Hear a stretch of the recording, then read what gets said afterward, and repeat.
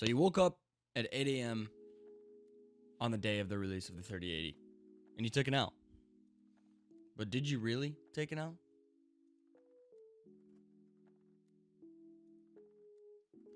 What's going on, guys? My name is Gray. Today I want to talk about how scuffed the 3080 release was and how almost everybody took an L, but they didn't really take an L, and I'm going to explain why. So as you guys know, there were a ton of stock shortages and there were bots on release day for the 3080, and a lot of instability issues have been brought to attention from people that actually got the ability to obtain cards.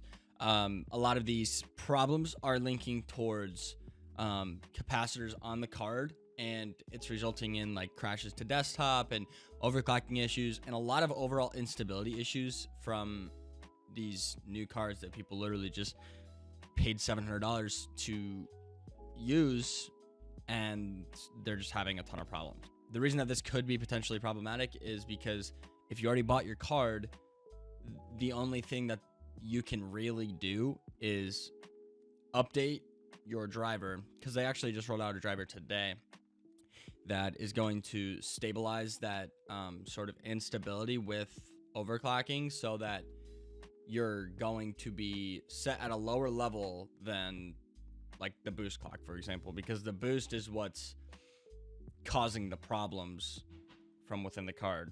So if you didn't buy a card on release, you're essentially in luck, because obviously if this problem gets brought to the hands of the developers who made the aftermarket cards, such as EVGA, MSI,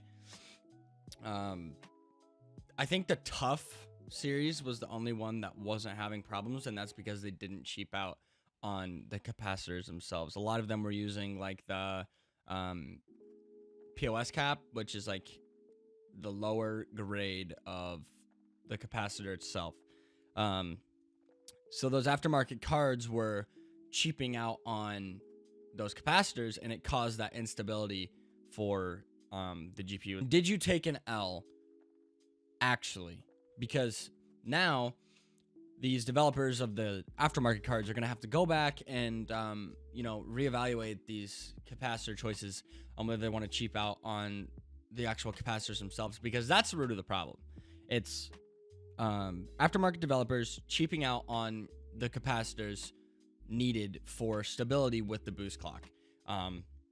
If they go back, put the actual more expensive capacitors on the card, it obviously will be in a better position. All in all, if you didn't end up scoring on release day for the 3080, your best bet right now is to wait for a restock of the Asus TUF 3080, or if you can get your hands on a Founders Edition. Those are your two best bets right now, because all the other aftermarket ones are using those like POS caps that they're causing the instability. And the Asus TUF is the only one besides the Founders that has the official capacitors that aren't causing problems. If you guys did enjoy this video, please let me know. I just wanted to get on here and talk about like the entire scenario of people taking L's on release day. I was one of those people.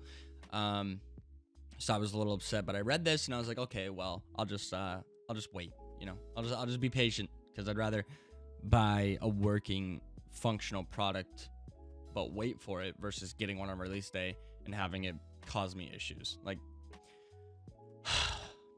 I don't know. But once again, thank you guys for watching.